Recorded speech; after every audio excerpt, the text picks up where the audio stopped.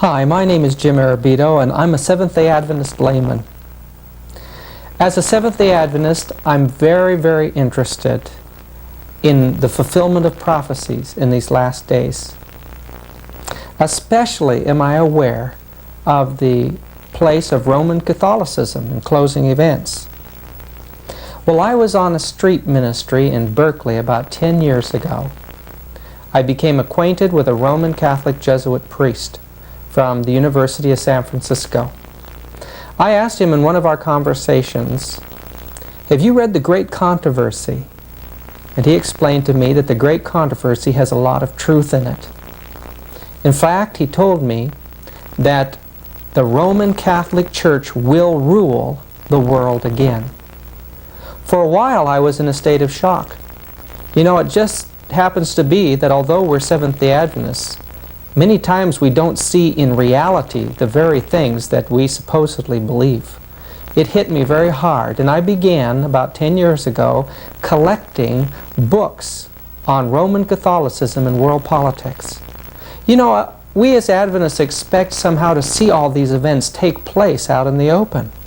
But you know, I found that that is not what Revelation 17 tells us. Revelation 17, verse 3 says this, "So he carried me away in the Spirit into the wilderness, and I saw a woman sit upon a scarlet-colored beast." Well, a scarlet-colored beast is all the political powers that are going to pull together to destroy the commandments of God. The woman riding on that beast is Roman Catholicism and fundamental Christianity. John describes these things as taking place in the wilderness. Now, in reading Revelation chapter 12, we know that when the primitive church fled persecution, she went into the wilderness.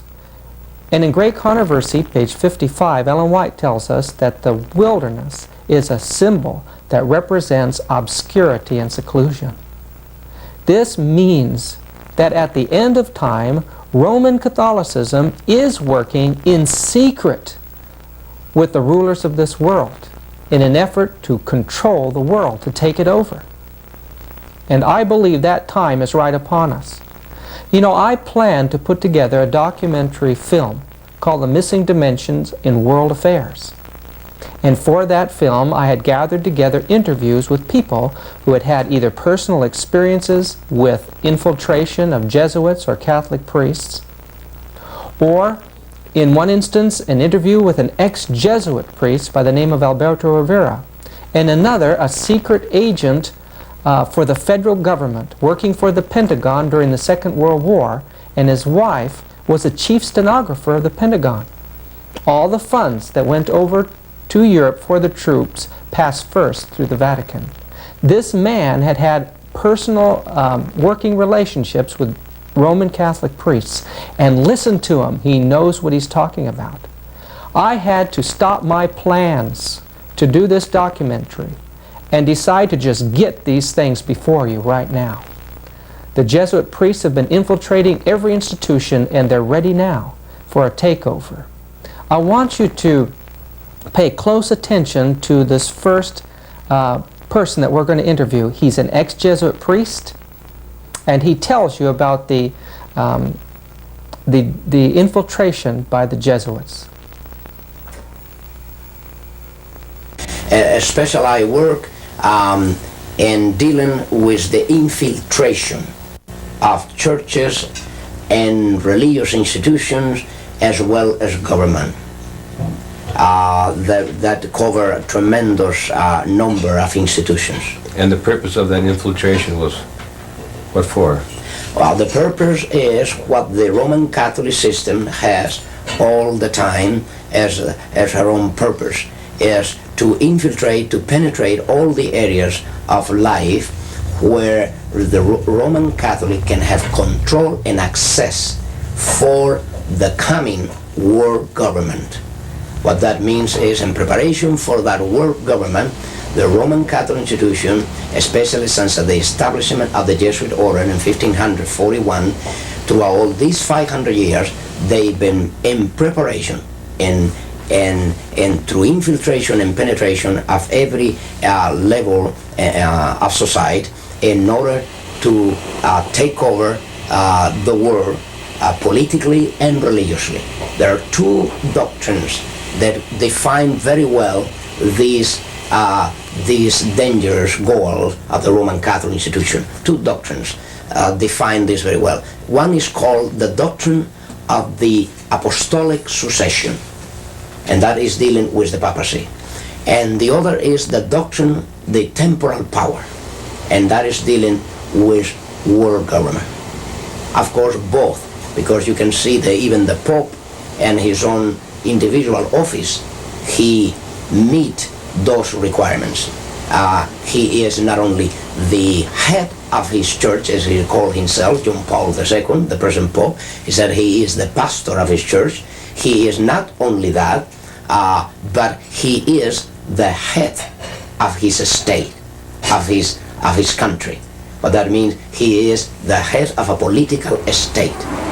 Both combinations are in one office. They are, in prophetically speaking, that is what we see in the book of Revelation. The political power always hand to hand with the religious power. I was in Chicago years ago, and I was canvassing as a colporteur selling Bible readings for Home Circle. And we come to one great big mansion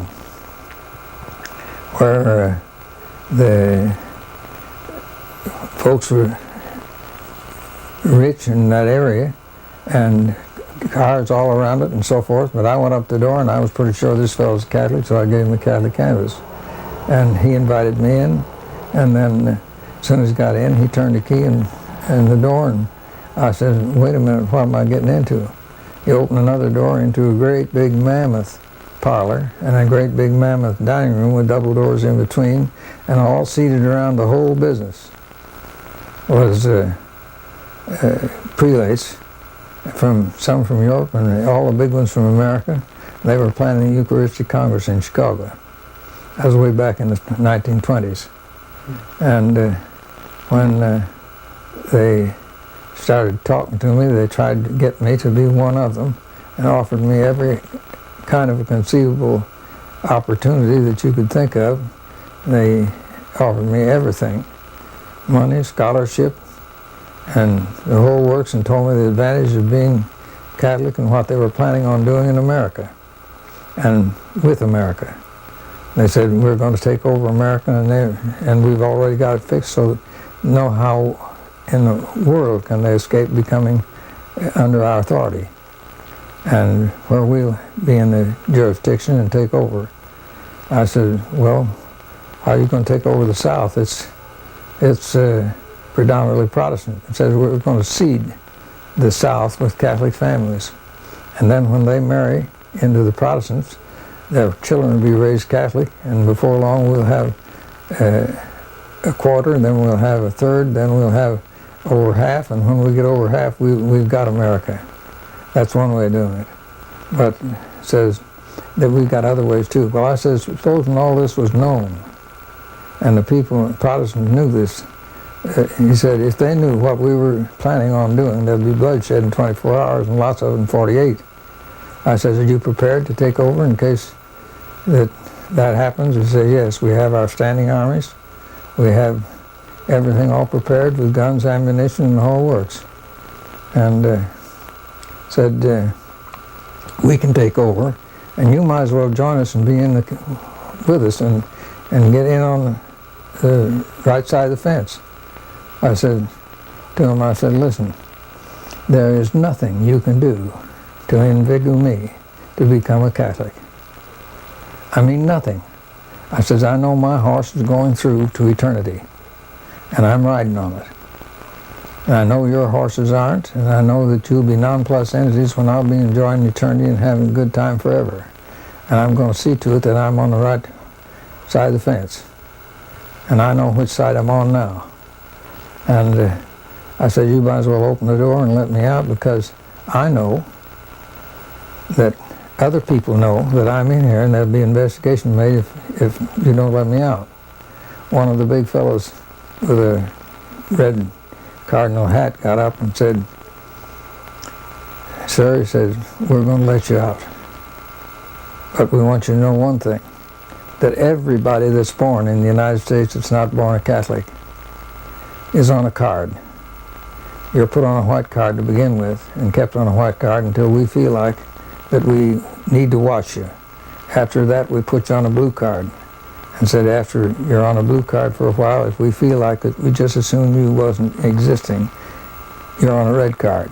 Son, from now on, you'll be on the red card as long as you live. And I know they know me where I'm living and have followed me all around throughout life. They're still doing it. And, well, I could tell you a lot of stories, but that's just one. Yes, it was in 1967 when a friend of mine came to me very excitedly. He told me that he was doing some colporteur work in Indiana. And while knocking on different doors to gain entrance, he was invited into a home very quickly. And he wondered how come he didn't have to use his door openers. When he went in, the fellow who had invited him into his home said, "I know who you people are." And he said, "Well, what do you mean?" He says, "Well, let me show you something here." And he moved aside a rug from his flooring there, and under that rug was a door. He lifted up the door, and here were stairs that went down into a basement. And he said, "I would like to show you something." So they went down into the basement, and this individual whose home he was in showed him just many files.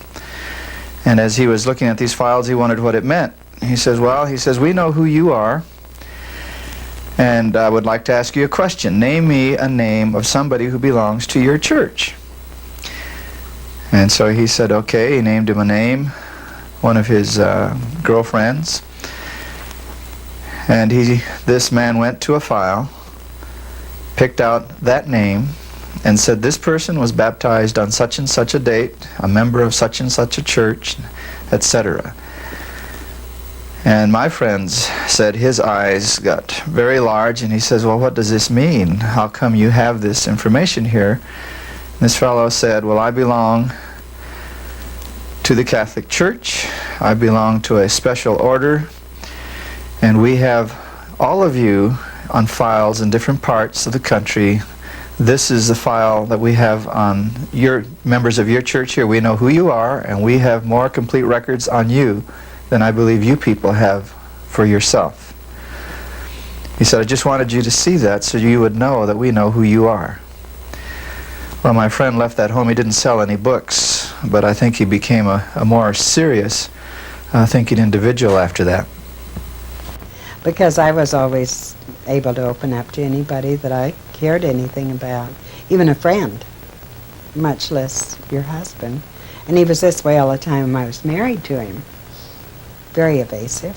Was he gone for long periods then? Yes, he was.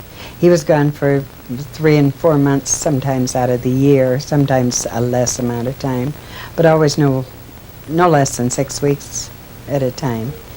And he would act so bitter when he left. He'd get me all upset to where I'd tell him, why don't you leave, Joe? And so he'd act so sad, but he'd leave. And I saw later that he really intended it to be this way. He was manipulating you? Right, that's true. Mm-hmm. Did he show any remorse? Not really. No, it was just as though that was his line of work. Very dear neighbors that lived across the street from me. And they knew my husband, and they had known us for years. And so when Joe and I were married, and he would try to communicate with them, but I don't know if he was revealing anything to them that he wasn't saying to me. But these folks told me, they were first to tell me that Joe, in fact, was a priest. Many of my friends questioned Joe in their own minds, not to his face, but they thought he was a very strange person. They thought it was strange that he'd have so many absences from our marriage. But of course I took all the blame for that, not fully realizing that he was irritating me to the point of sending him away these times when it was necessary, in fact, that he was away. Because his church, I'm sure he had the calling that he had to answer, or the work that he had to do for his church. At what point were you sure that you had married somebody pretty high up in the Roman Catholic Church? When he had finally convinced me that it'd be wise for us to marry in his church. And I had belonged to the Seventh Day Adventist Church, or I guess I hadn't yet been baptized into the Seventh Day Adventist Church, but I felt that it probably would be smart to marry him in the Catholic Church. And so I went ahead, and then we went over to see a priest in Reno and was going to discuss being married. We had to go over to another office, another group of offices, and see a cardinal. And so when we went to discuss our marriage with the cardinal, Joe was rather talking down to the cardinal, and I felt this was sort of unusual, because realizing just common knowledge that people didn't talk down to a cardinal if they were Catholics. And I thought that to be a bit strange, and the cardinal took Joe. The two of them walked away, supposedly out of range of my hearing.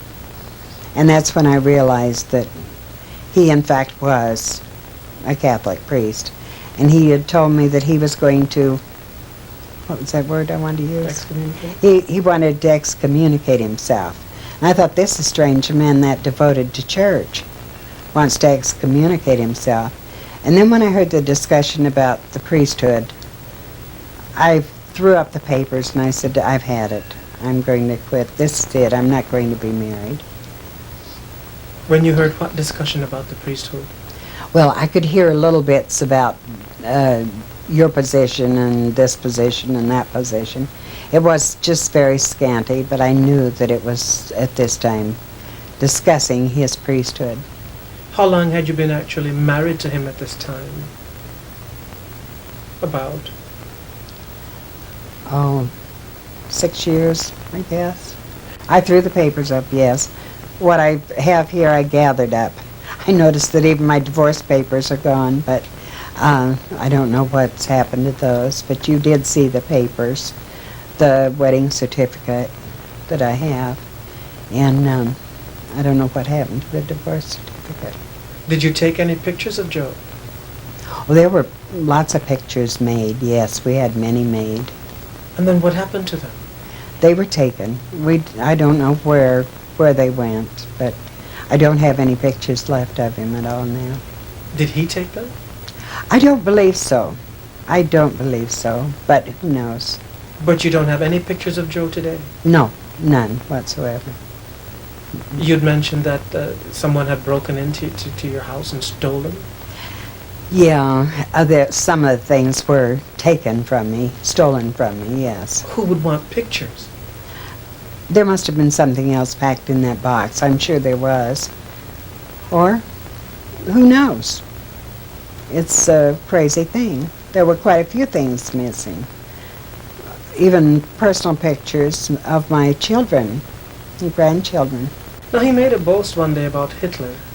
What exactly did he say about Hitler? He said Hitler was one of our very good people. Hitler and Mussolini, he said, were good Catholics. And he said also the mafia. He said we have some good people in our church. When I showed him the book that I had gotten, written by Samuel Bakioki, he said, that's one of our men. And so he said, notice where it was published. And he turned right away to the area in the front of the book where it tells you published in Rome. And he pointed that out very carefully to me. Are you telling me that in the same breath that he mentioned Hitler and Mussolini, that he mentioned Samuel Bakioki? I'm not sure of that. I'm really not sure of that. I don't know that that was at the same time. How did you feel when he said that? Did you think he was kidding you? Yeah. I thought he was jesting a lot of the times. And I would question him about it. And he really wasn't jesting at all. But you had the feeling that he was. Joe was a very sober person, and it was difficult to know when he was joking, which was seldom. He was very serious. He had a serious mission within him that he carried out. I was reared in Pasadena in Southern California, which is only a few miles from Glendale, where Merle Vance used to speak on Sabbath afternoons in his discussions of the Catholic Church with the number 666 and how paganism had worked into the church. It was intensely interesting. Even I've used some of the things he has said even yet today.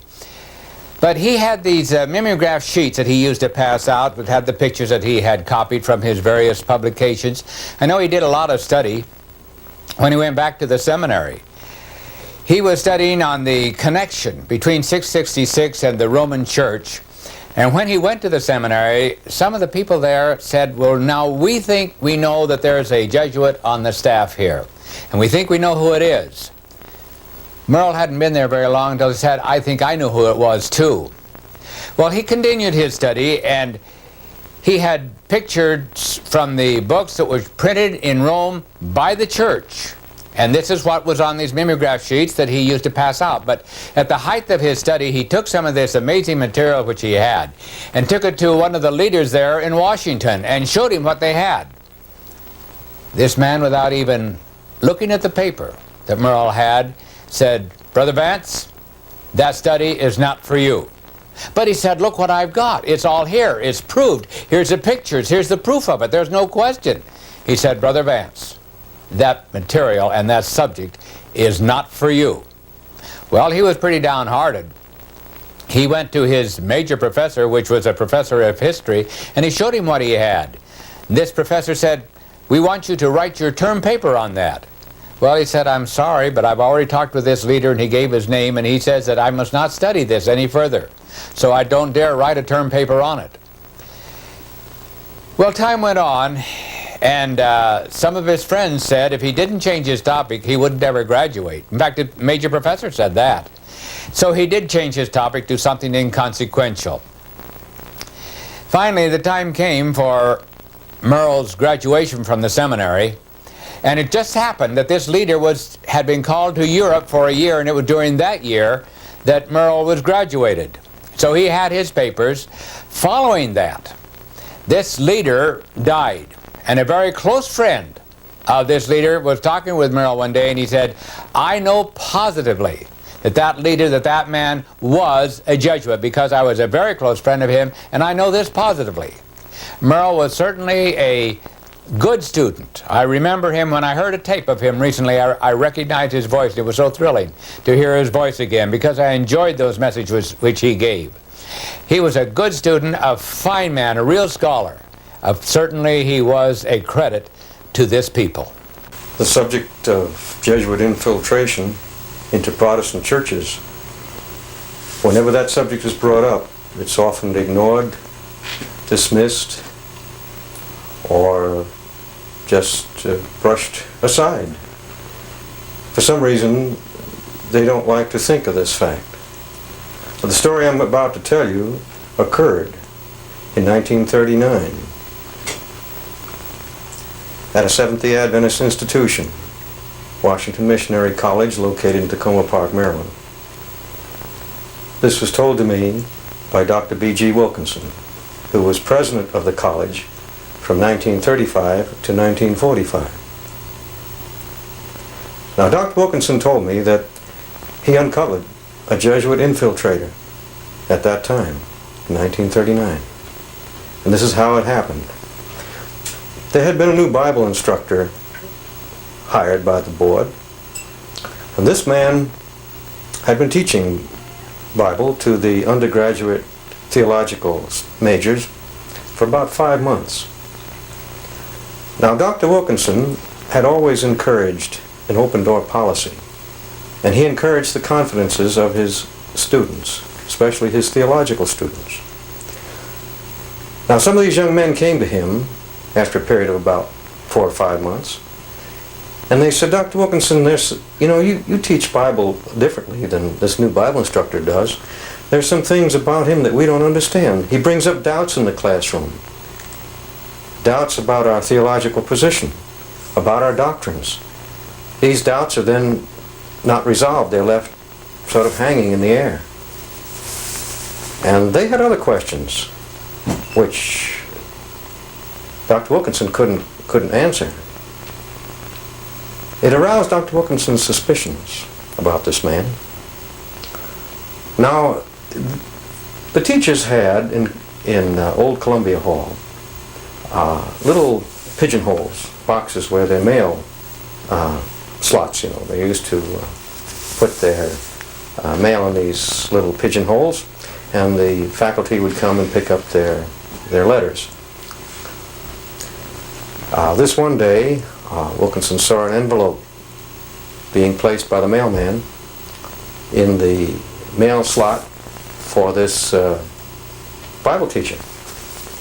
And the letter was a rather long, rectangular, official-looking letter. And after the mailman left, Dr. Wilkinson stepped over to the box and he drew the letter out. And he looked at it, and the return address was a Hereford Road address. Now, Wilkinson knew that that was a Jesuit college. It wasn't located too far from Washington Missionary College. He took the letter and he steamed it open. Of course, this was an illegal act. But you know, when you're dealing with a class like they are, they committed many illegal acts in their time. The assassination of princes being the least of their illegal acts. And you know, the Jesuit motto is the end justifies the means. And Wilkinson thought, I'm going to steam this letter open. And if it's an innocent thing, I'll just close it up again, say nothing. He steamed it open, and inside he found orders from this young man's superior, telling the young man, outlining to him what he was to preach or teach in his Bible class for the next several months. Dr. Wilkinson reinserted the letter, gummed the flap back on. He called the young teacher in. He said to this young man, he had the letter on his desk, you know, and he said to this young man, I have a piece of mail for you. And he handed it to him. And he says, we know who you are, and we know why you are here. You are a Jesuit. Are you not? The young man looked across the desk at Dr. Wilkinson. He picked up his mail, turned on his heel, and walked out. And that was the last they ever saw of this man. He never even stopped to pick up his pay. But he cleared off of that campus the very same hour. When I was in detective work in Washington, D.C. during World War II, I was going home to Alexandria, Virginia from Washington, D.C., and when I got to the mall, there was two scholars, and they were sticking up their fingers for a ride.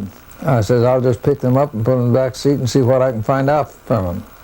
And so when they got in the back seat and was seated, I asked them, I said, you boys are from Georgetown University taking the priesthood, aren't you? No, we're not taking the priesthood, they said. Oh, I said, you're scholars from Georgetown University taking something. What are you taking?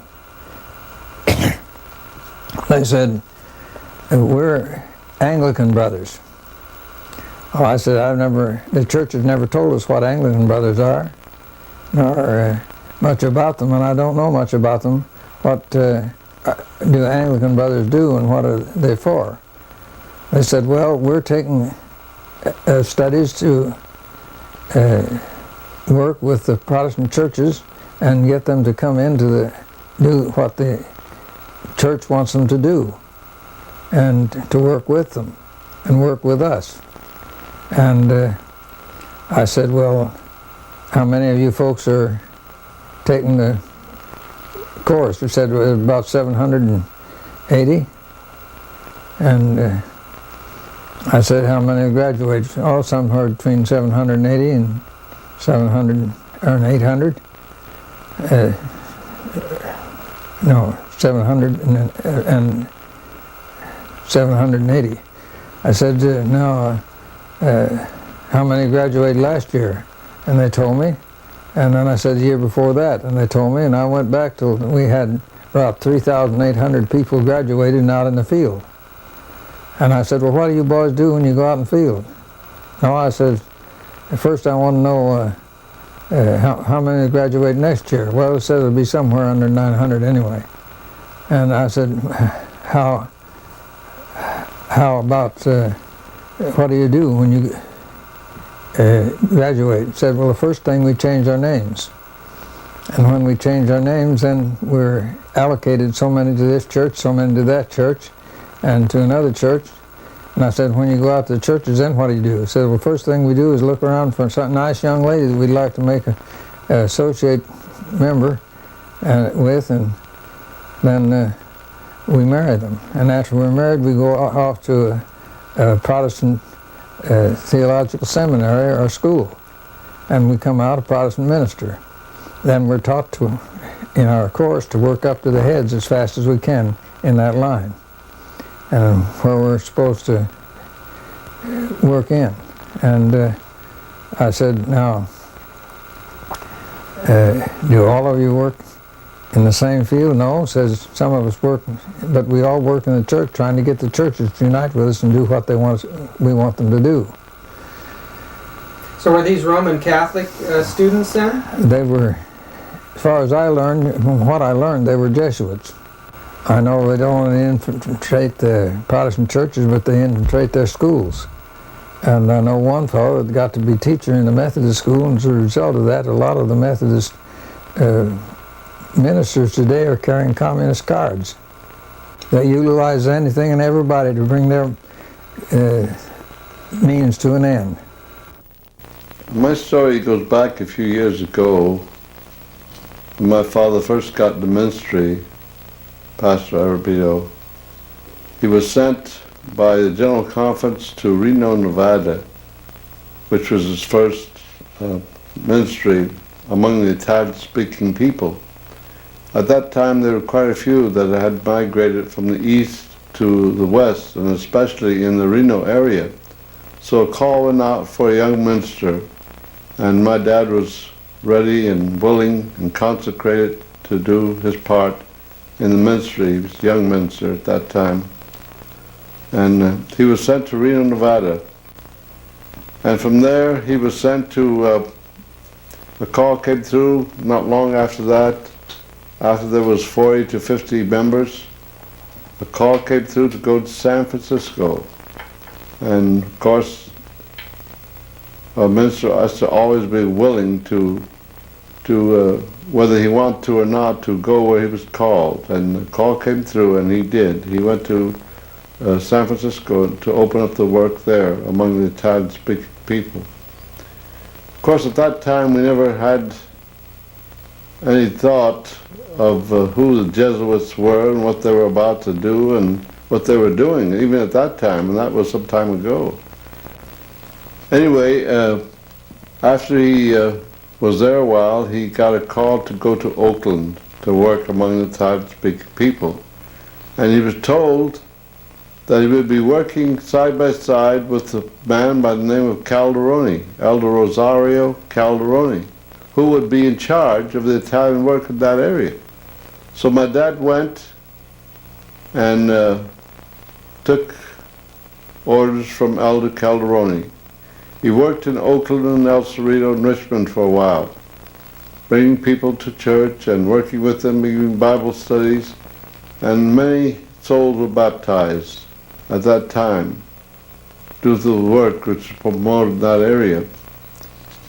At that time, he became friendly with Elder Calderoni, and in one instance, Elder Calderoni admitted that he was raised and sent to school, to the Roman Catholic school back in Italy, and he was going to be a Jesuit. He was an admitted Jesuit at that time. And he said he broke away from the Jesuits and became an Adventist because he saw that they didn't have the truth. Well, naturally we all believed him. But it wasn't long after that when Dad would answer a call to the Stockton area to raise a little church in the Stockton area, which he went. And of course all this time he was under the direction of Elder Rosario Calderoni. And that's when we realized that there was something wrong. Elder Calderoni, at that time, we didn't know it, but was gradually destroying the work that was being done among the Italian-speaking people. The people would come in and complain, and that money was being sent to Calderoni, and wondered what was happening to it, and all the while, why he was visiting people and speaking against the young people, including my dad, that had newly come into truth at that time. Many of the young Italian ministers at that time were being dropped, one by one, for one excuse or another. And we found out it was Calderoni speaking to Elder Hauswick, who at that time was in charge of the foreign work. And we were wondering why this was happening. The church was being undermined. We just don't know how it was happening until later, of course, we realized that we felt that it was because of the background, and possibly Elder Calderoni was still in the work the Jesuits pay, or under their direction. It had to be, because otherwise the work would have gone ahead, because it went ahead so beautifully before that. Friends, I can only tell you of one incident, but of course I hear of many others. And if one person can get into our work and cause a destruction among the Italian-speaking people, I shudder to think of how many more are doing the same thing today. That was my father, John Arrabito, who was kept from the ministry by Jesuit influences in the Seventh Day Adventist Church. Adventists should wake up. Time is short. What organizations have now been taken over by the Jesuit order and other institutes of Catholicism? What world powers are in her hands to be used in this final chess game for the takeover of the world? We can get some idea when we look back to the Council of Trent in the 1540s through the 1560s.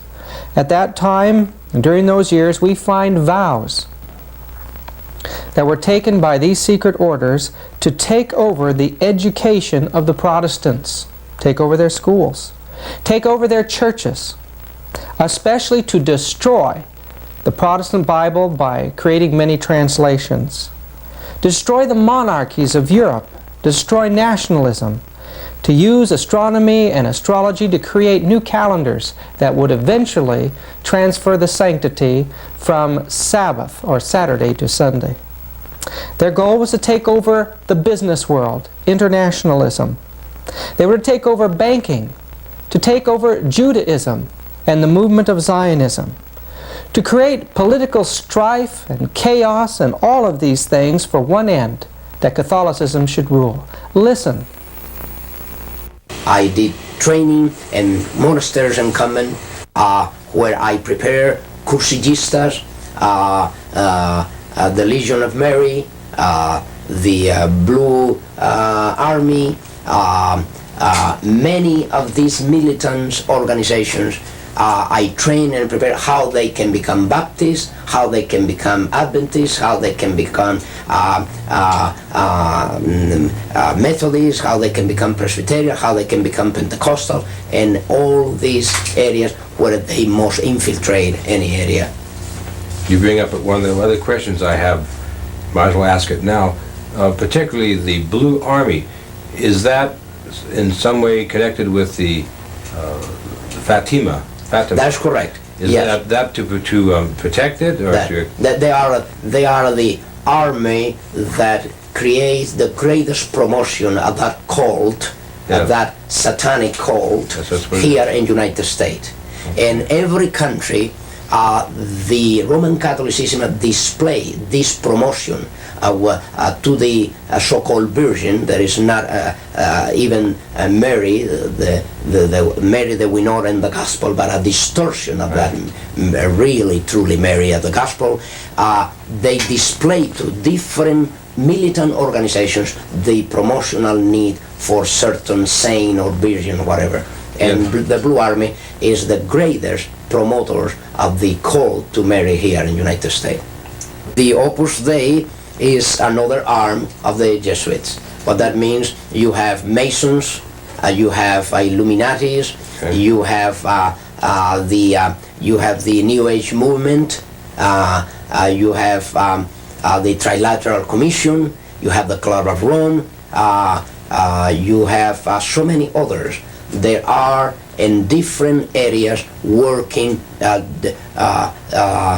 through certain programs what they need in that particular area where these organizations move, whether they are secret or public organizations, they need to control certain area of certain people, and this is where and how they'll be ready to have them under control through these organizations. The Opus Dei mainly, they move next to what they call Christian democracy. The so-called Christian democracy is an outgrowth of this Opus Dei. It's exactly the words in Latin precisely define that. The Latin definition is for Opus Dei is the work of God. What that means, the Opus Dei. Opus meaning the work, and then you have how you call Dei, Opus Dei, the work of God. When the Council of Trent occurred, it was controlled by the Jesuits. Yes. How about the Vatican II? Is Now, there a connection there? yes, the connection is very, very, very prophetical. I will say this. I think that will clear the whole point here, because it's so prophetical that while the Council of Trent was the first council to be managed by the Jesuit order, the Vatican Council was brought about by the same Jesuit order with the same intention. And you know the intention of the Council of Trent. The intention behind the Council of Trent was the Counter-Reformation. What was the intent of the Vatican Council II? Another Counter-Reformation, but called today, how you call it? Renewal. You see the point? Now, the change was a name, but the intentions were the same. Yes. See, more sophisticated today. Yes. You see, the Counter-Reformation was taken through the Council of Trent. That was the entire Counter-Reformation was performed by the Council of Trent, decrees.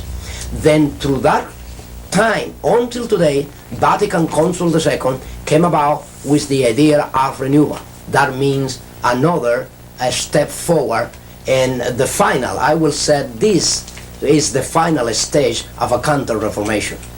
Now, how about the charismatic movement? What's the connection with that? The charismatic movement is serving the purpose, as we said, of one of the many issues.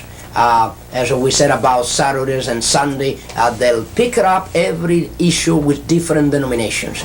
In the case of the charismatic movement, they pick up the charismatic movement because one factor. They could not bring under subjection the Pentecostal denominations. They couldn't. They could not. Even when they went through the ecumenical movement before, from 1945 down to our day, since this already started. As a matter of fact, if you want to know, the World Council of Churches started by financed by the Jesuits in Europe in 1945, after the end of the Second World War already, or by the time that the World War was to end, already the Jesuits were at work trying to unite all the Protestants in Europe.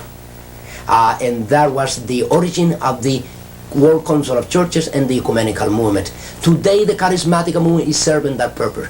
Where a Pentecostal could not be bring into the ecumenical forum, they brought it through the exercise of charismatic gift.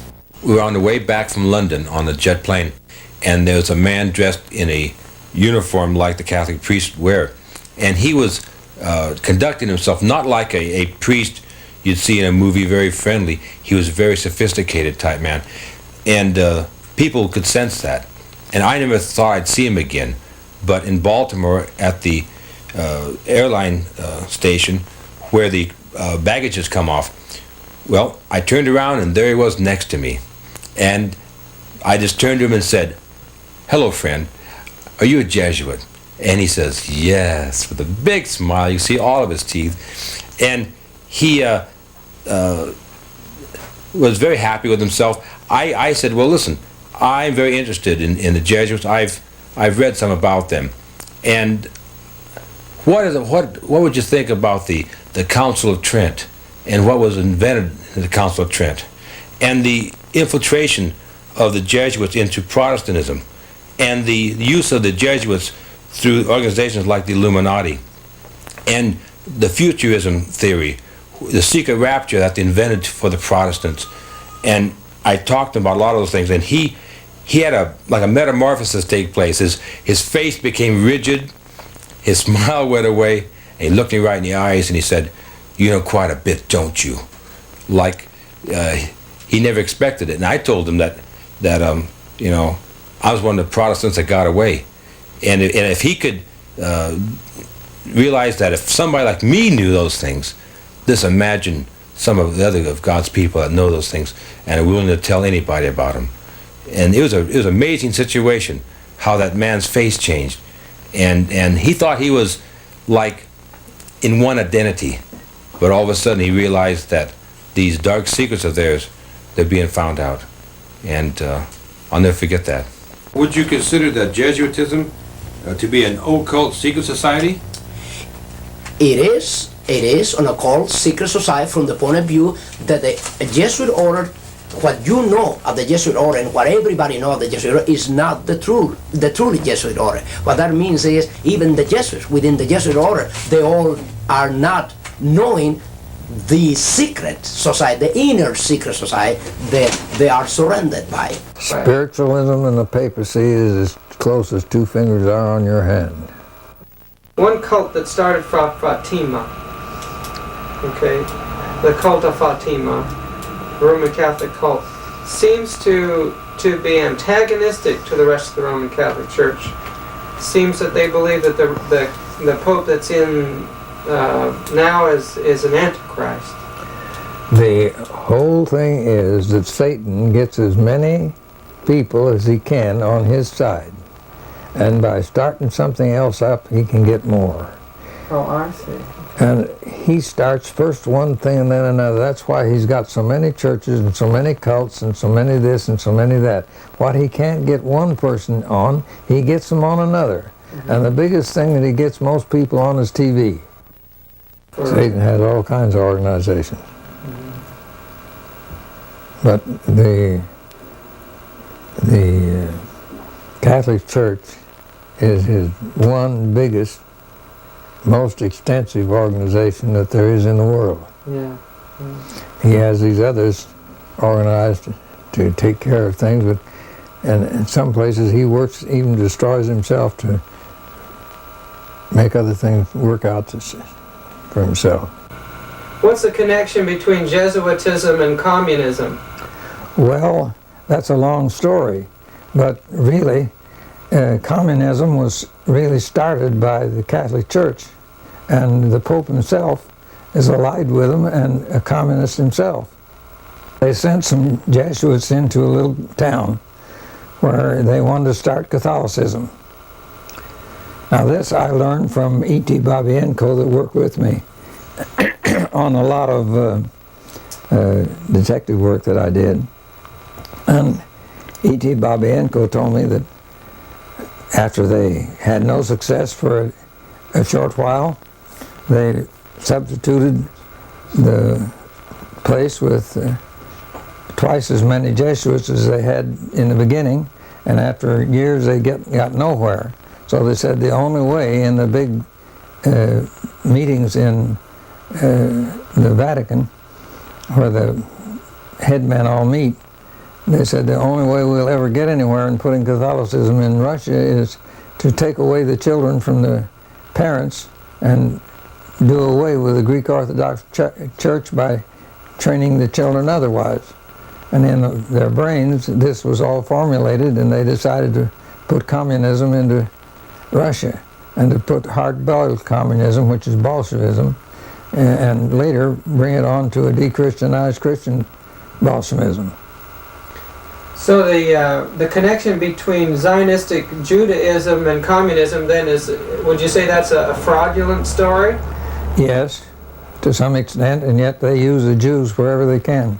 So the Roman Catholic Church utilizes Judaism. They utilize anything and everybody to bring their means to an end. So these writers that point to the international Jewish conspiracy, drawing from historical material that appears to see the Jewish involvement in all this, may very well be part of the Catholic ploy to take the heat off of themselves? Yes, and that's absolutely the truth.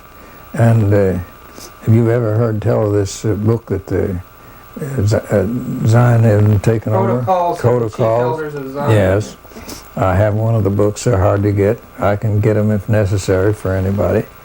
But I have ways and means of getting them, but it takes me a little while to get them. And when you get them, you better keep them to yourself. But here's the thing. When the Zionists got all that underneath, the Catholics got a hold of some of this material in these books.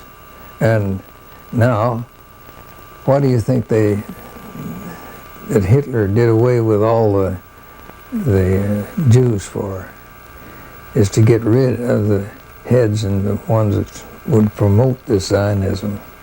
And they're doing what the Zionists proposed to do. So they actually, in reality then, there is a Zionist movement, but the Roman Church is trying to take over it and control it for their own purposes. They have a club of 300 at Rome that does nothing but figure out how they can do it and why they can do it and where they can do it and why they can go ahead. The war in Vietnam was nothing more than just using the United States to put in Catholicism into Vietnam. What do you know about the organization of the Knights of Columbus? I know too much. Too much. And too much to tell. Oh, I see. But I know one thing.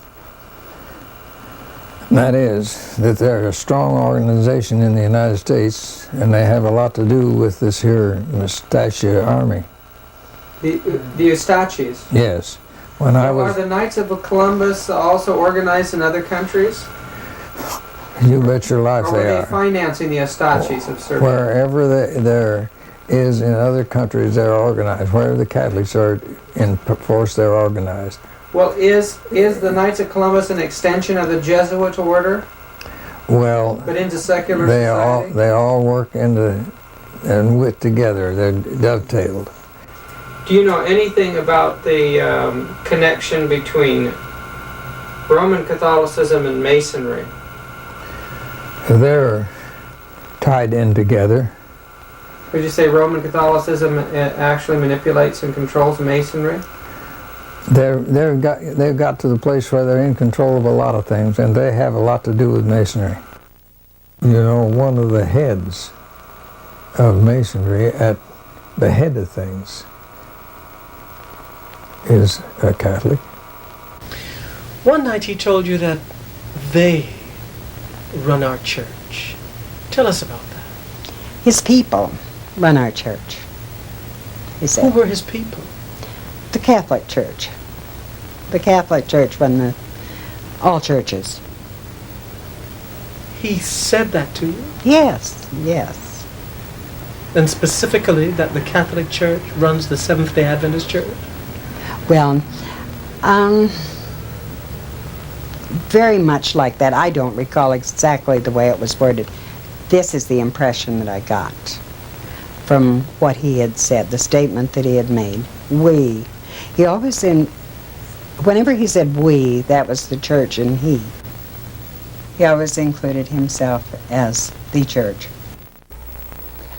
From Jeannie's testimony about her marriage to a Catholic priest agent, we get a sense of the tremendous confidence that the Roman Catholic Church has now in her position of dominating the nations and its institutions. Very soon we're going to be locked into a period of terrible persecution, and there'll be many martyrs among the faithful Christians. Listen to the words of Revelation 17, verse 6. "And I saw the woman drunken with the blood of saints and with the blood of the martyrs of Jesus." She is uniting with the rulers of the world. Listen, in verse 12, "And the 10 horns which thou sawest are 10 kings, which have received no kingdom as yet, but receive power as kings 1 hour with the beast." Rulers in this world will give their political power to a system, a political system that will be dominated by the papacy. And that system is going to make war upon God and His followers.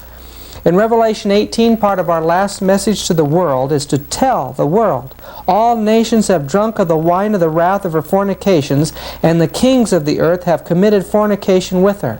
That the governments of the world are in an unholy alliance with the Roman papacy, and God is going to judge them. I want you to listen very carefully to Dr. Hiram Duke's testimony as he shares their position in world politics. When I was behind these locked doors, they told me that they were going to cede the South. And with what they told me then, I knew they were planning World War II. And I knew they were planning on bringing all the DPs and seeding the South with DPs. They've done it. They've got to the place now where... DP is... What's a DP? That's the folks that are displaced in the old country on account of war. Well, one thing that's interesting is no bombs are dropped on the Vatican. Well, my wife was the head stenographer in the Vatican, in the Pentagon at that time.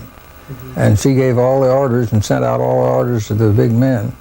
And she had orders to see that there was no Protestant flew over the Vatican and over Rome, because they were afraid that they might, through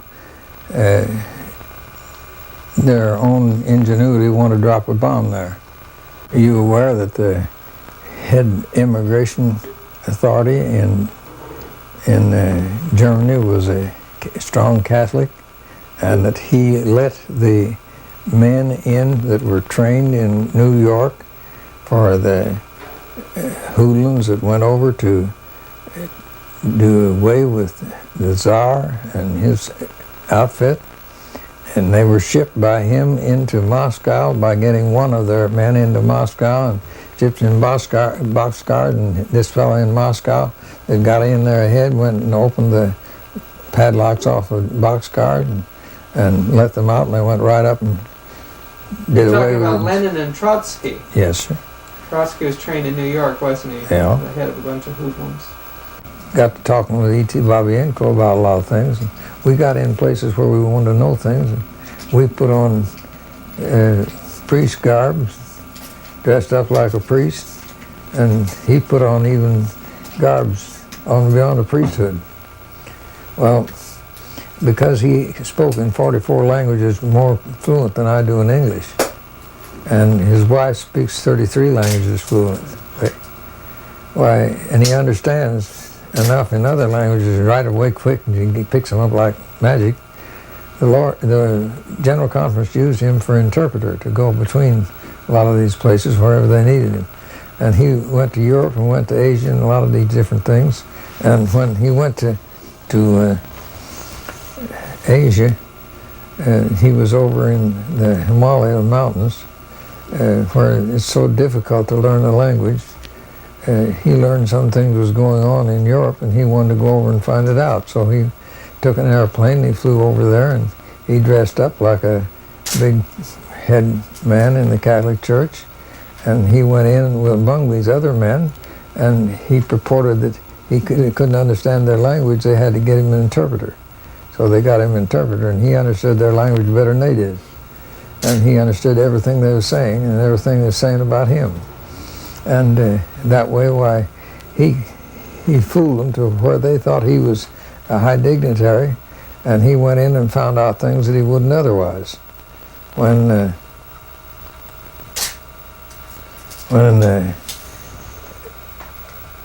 he found out when he went to Europe that they were planning on getting rid of the Greek Orthodox Catholic Church. And one reason they tried with the the Illuminati tried to put a bank in Russia, and they couldn't get the bank in Russia because the fact that the Tsar was too smart for them. And so they said, well, the only thing we can do is do away with the Tsar. And What years was this? well, this was way back in the time of before the World War One.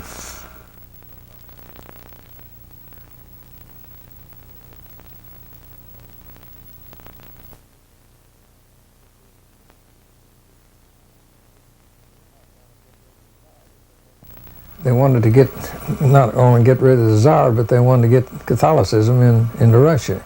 And they were trying this before they tried to get the money bank in there. And when they sent, I think it was 1,000 Jesuits into Russia, most of them are centered around a little country town and a little place in Russia. And they tried it for over a year and they didn't make any headway. So they sent twice as many more in that area, and then they didn't get anywhere. And so they called a big meeting over in Rome of all the head folks from all over the world, and they planned on what they could do, and they found out that the best thing they could do was to get rid of the parents taking care of their children, to educate the children, and that way, if they took the children away from the parents, that they could control and get Catholicism in there later. So they put in hard-shelled Bolshevik communism, and they said, well, we'll annul that and get it so it isn't that way later on, and put in a de-Christianized Christian communism. And they planned all this ahead.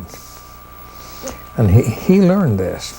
When he got this information, and they found out that they'd done this already, and that they take the children away so that they could imbibe communism into the children and take them away do away with the Greek Orthodox Catholic Church.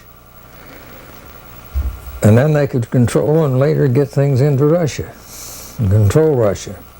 And they'd do away with the Tsar and the government and the whole works. And then they planned on doing it in World War I. They dined, wined, and educated 300 hoodlums in New York to do all this, and to go over and take over the Tsar and take over Russia, and put this Bolshevism in Russia. Well, when they got it all ready, they had already gotten their man. The first president that they really put in was Woodrow Wilson, and they had gotten him in office, and so they told Woodrow Wilson, you tell England if she don't let those men in the ship that you've captured go on into France and things go on through, that we won't bring the United States in and won't do anything for you, and you'll be out of luck. And so immediately they let the ship go on into France and it went into Switzerland, down into the dark forest, and the head man of migration was Catholic, and he loaded one of them on the train and got him into Moscow through one crook or another. And then when he got him into Moscow, he loaded the rest of the 300 with all their guns, ammunition, and money, $20 million in gold, in boxcars, and sent them in there. When they got there, this fellow that was in Moscow opened up the boxcars that they were sent to him, and out they come and went right straight up and took the Tsar over, and they were scared for a long time if they weren't going to make the grade, but they did. And communism was in Russia. Now, after they got that all done, then this fellow decided there's something going on, and I'd like to know a little more about some of these things. So a little later, he went over to a new part of the Balkan states and went in dressed up the same as he did before. And he found out that they'd called the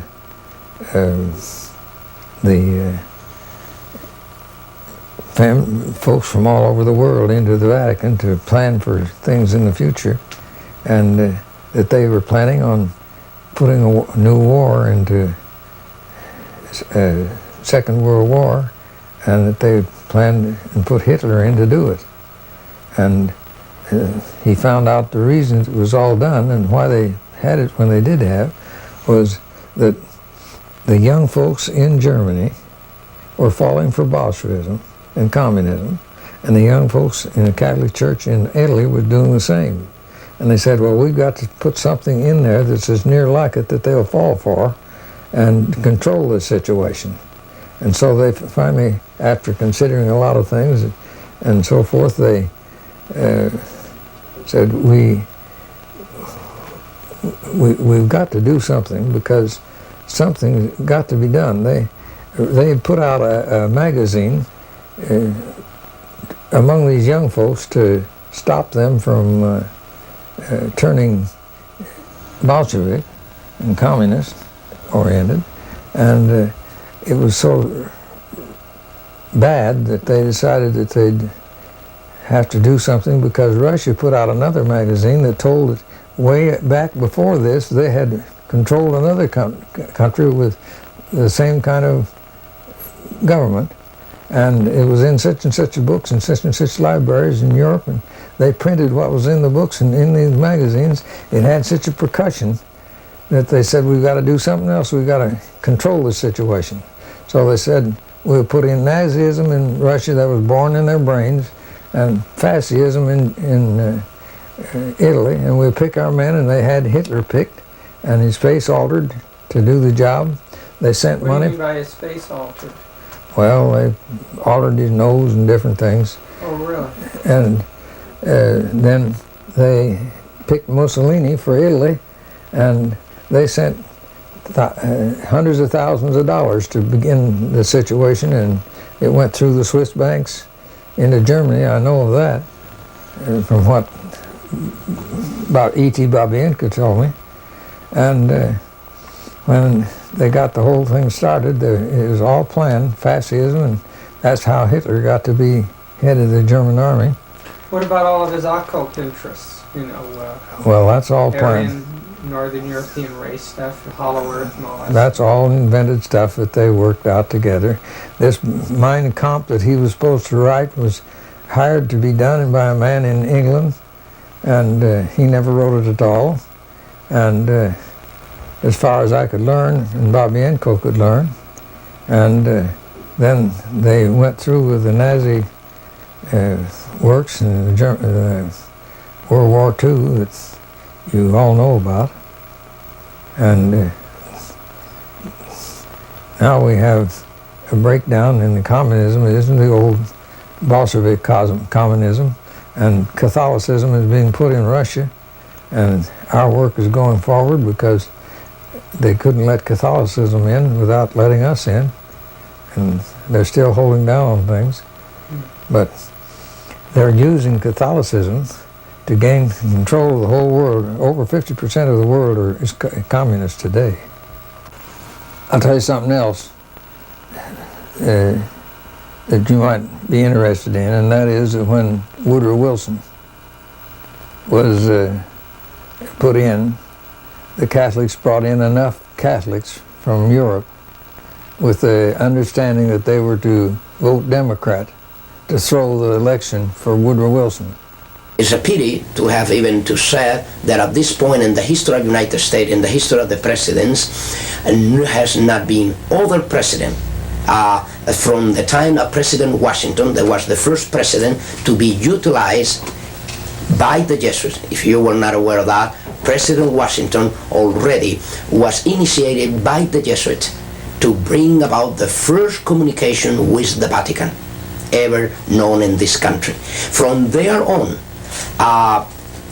President Reagan, to all this time, President Reagan has come to fulfill the greatest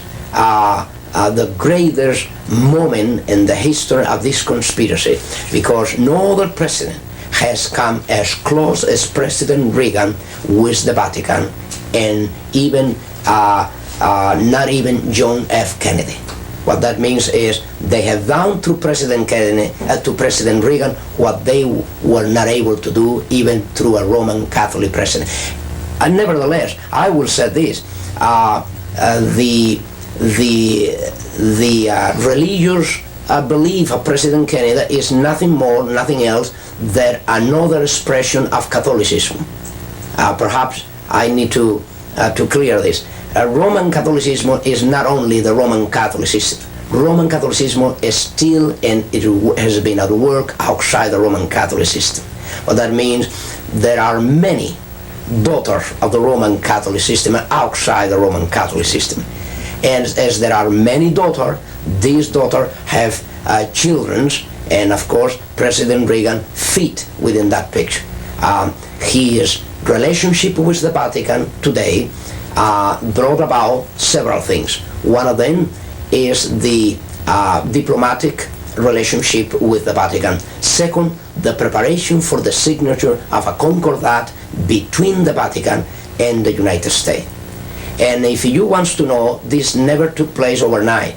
President Reagan was prepared and is here for the task that is performing today as President of the United States by the Jesuits of Rome, and the time that he served as a star in a movie that was very well known and still being showed today, a very old movie about the football team of Notre Dame. Newt Rockney. That's correct. This is the time that the first contact was made by the Jesuits with Reagan. Jesuits, under the stream of an induction, they were not directly to be involved. They only were the elements, the intellectual element that will prepare this. The case of Abraham Lincoln. Abraham Lincoln, the president, was killed by the Jesuits of Rome, but there was no a Jesuit there involved directly. Nevertheless, was the Jesuit who prepared the plot against his life and prepare and train those who were to kill him. They arranged it. Yes, yeah. It happened with President Kennedy, the same thing. Yeah. The assassination of Kennedy is another fact that can be proved of any time that was ordered and by the Jesuits in order to get rid of a president that already was ashamed to the Roman Catholic institution, being Roman Catholic. You have two different extremes. In Abraham Lincoln, you have that there was a man professing to be a Christian, solid Christian, and then there you have a man that professed to be a solid Catholic, but then put to shame his own institution when he was confronted about what he will do as a Roman Catholic president about the Constitution and about the interests of the Roman Catholic institution. When he placed the Constitution of the United States above the canon laws of the institution, he called for disaster. Do you know anything about the assassination of President Kennedy and its connection with Catholicism? Well, I wouldn't like to dwell too much on that. But I know one thing. They told President Kennedy that they were coming back after he refused to sign the pro school bill. And they told him that he better sign it when they come back. And there was head Catholic officials there at the works. And the whole thing, I'm quite sure, was planned before they come back. They asked him to sign it, and he said, I'm told the Protestant people that I wouldn't sign a bill, a pro-coup bill, while I'm in office this term. And I won't. I'm as good as my word. I won't go back on my word. And a short while after that, he was not a dead man. He was a vegetable. He wasn't killed. But his wife knew all about it and called the Greek boat fella and told him he wanted him. She told him that he told her that he'd come and get him and take him over to his island. He was over on his island for some time, quite a while after that, when the whole family went over to the island, his family, Kennedy family, and they buried him out at sea. He was in the hospital on the Greek island for quite a while. What about the British royal family and the oligarchical families of northern Italy and some of these old families that have, actually ruled for years and years and years. Do they have any connection with the Roman Church today? A lot of them did. A lot of them ruled under the Roman Church's authority. You take Henry in Germany. He defied the Pope for a little while, and the Pope made him come and humbled him to where he had to stand in the snow outside for days before the Pope would even talk to him. But today you have a number of royal families still in existence in Europe. Yes, they're permitted.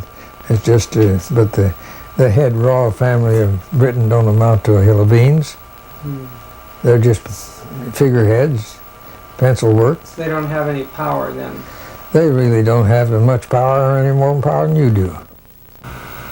What connection do you see then between Jesuitism and the Illuminati? Well, the Illuminati is an outgrowth of papal plans to control the whole world.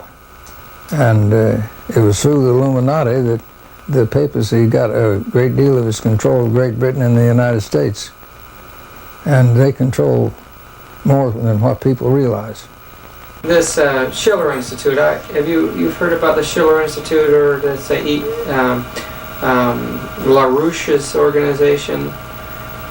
They're the ones that organized and promoted this SDI, and also they're pretty extensive throughout the world. They've been putting a lot of people into office recently, and but their focus, all of these different magazines have a different focus.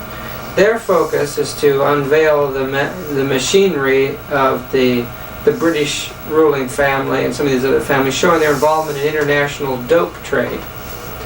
And then they're into showing the dangers of the IMF and the banking fraud today. All that don't amount to a hill of beans alongside of the giant octopus that controls behind the scenes. The whole thing is, you take in the United States, they let a lot of these things go because it works to their end. If they demoralize the brains of the American youth and they keep them undercover, and so that they can't get into things like they would if they used their brains and got up to the place where they should, why, they can control situations. So the drug trade is actually advantageous to the Roman Church then? Absolutely, and Russia's pouring tons and tons and hundreds of tons of drugs in here for that purpose. Their final goal, they have goals just like anybody has goals, and they have the final goal to take over this whole world and control of the whole world and everybody in it, and have them in slavery underneath them. Wherever the Catholics have gone, the first thing they do is get the cities in debt. The next thing is to get the county in debt. The next thing is to get the state in debt. The next thing is to get the government in debt.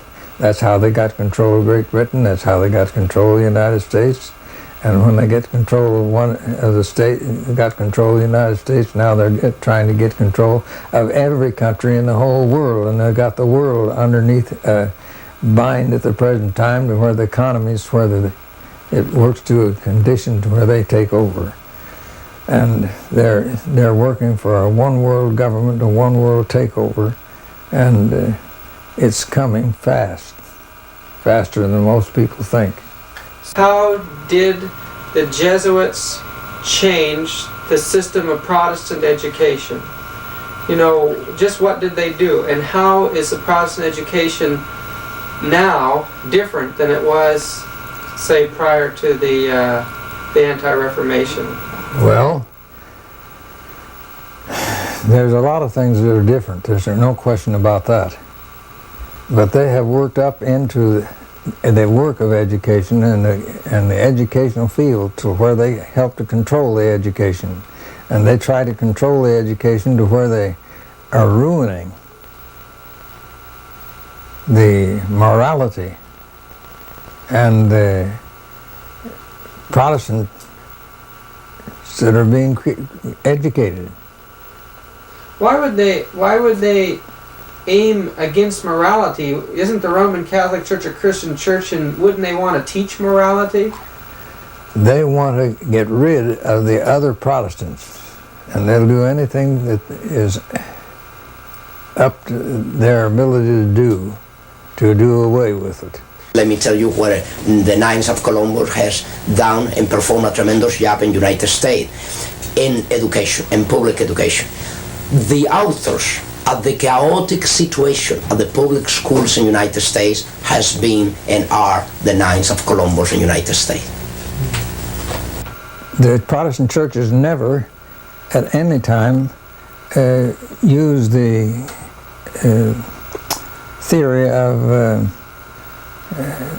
this here, what do you call it in my mind, rapture theory.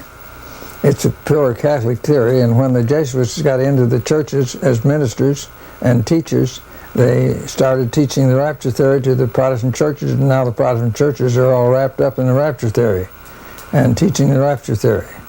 What value is it to the Roman Catholics for Protestants to teach the rapture theory? It does away with the sanctuary service in heaven and its work that's going on now according to the Holy Scriptures. How does the Roman Catholic Church fit into this rapture theory? Well, it came about as a result of Luther teaching that the Pope was the Antichrist, and to get away from the teaching of the Pope being the Antichrist, they decided to try to get some other theory to outdo it or overcome it. They first got one other theory that it was Antiochus Epiphanes that was the Antichrist, and none of the Protestants would accept that in those days, and so then they got the theory up of the rapture theory, and none of them would accept that. But when they got enough Jesuits in the Protestant church to teach it as ministers and teachers, then they accepted it, and today they're teaching it. What about the work of Alcazar and Rivera? Now these were two Jesuits that are starting already way back early, and before the 1600 already. Rivera and Alcazar were already commissioned to penetrate, since the infiltration was very difficult in the days through the Reformation. They can spot an infiltrator very easily in those days because the struggle was face to face with the Vatican. Then Roman Catholics and the Inquisitors, they have a hard time trying to infiltrate the Christian churches, even in Spain, where it was underground completely. They have a difficult time, and there was a very fearful thing to infiltrate. Then nevertheless, they did it. They did infiltrate, and this is how they find many Christians worshiping the Lord in underground places. Now, through infiltration. But in these cases, they were not commissioned under the stream of an induction, as I was, under the stream of an induction. Rivera and Alcázar, they were to work, and then later Lacunza. There is more, but I will mention these three, the most important ones, in dealing with one special area, prophecy. They were assigned to deal especially with prophecy, with the purpose to do two things at least: to cover up any prophecy relate to the origin of the Antichrist, relate to the Antichrist, and relate to the papacy, relate to the Antichrist. And second, to cover up any idea that the Roman Catholic institution was never a Christian church, as I pointed out before. What that means is to make possible in Bible commentaries and church history that the Roman Catholic institution always will appear as a Christian church, fall in apostasy, and then we need a renewal. That was the idea that Rivera, Alcázar, and Lacunza tried to trace. Among other things, they tried to implement the idea that most of the prophecies of the book of Revelations were already fulfilled by the time of Nero.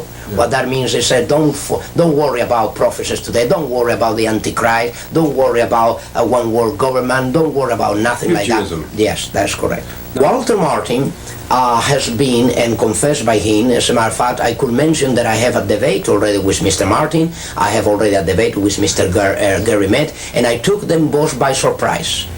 I took Mr. Gary Metz on radio by surprise. I not only persuade him, I force him to answer these accusations and these slanders. And then I took immediately Mr. Walter Martin and Anaheim. And both gentlemen, they were not looking really to meet with me. They were trying to avoid, if it were all possible, that confrontation that I did have with both.